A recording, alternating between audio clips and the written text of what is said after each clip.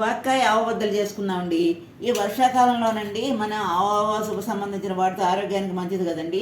ఒక చెంచా ఆవాలు, ఒక చెంచాడు పసుపు వేసుకుంటున్నాను. తగినంత ఉప్పు, ఒక చెంచా ఉప్పు వేసుకున్నాను. ఒక 12 ఎండుమిరపకాయ ముక్కలు ఇలా ముక్కలు చేసి పెట్టుకున్నాను. కొంచెం నీళ్ళు పోసి ఇప్పుడు గ్రైండ్ చేసుకుందాము.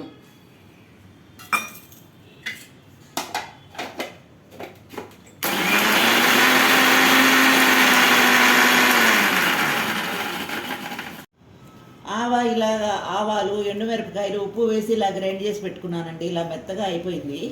మనం ఈ మెత్తగా అయిపోయిన వాక్కాయలు కడిగి శుభ్రం చేసిన వాక్కాయ ముక్కల్లోనండి ఇలా కలిపేసుకుందామండి. ఇలా కలిపేసుకున్నాక కొంచెం నూనె వేద్దామండి. మనకి నిల్వ ఉండాలి కదా, అందుకు రుచి కూడా వస్తుంది. ఈ వానాకాలం అండి, ఈ ఆవ సంబంధించిన వస్తువులు తింటే ఆరోగ్యానికి కూడా మంచిది కదండి. మనం అలాగే ముద్దపప్పులో తినచ్చు, గానుగ నూనె వేసుకుని అన్నంలో తినచ్చు. ఈ వాక్కాయ సీజన్ కదండి, మనం ఇప్పుడే కదా వచ్చేవి. ఇది ఇలా తింటే చాలా రుచిగా ఉంటుంది.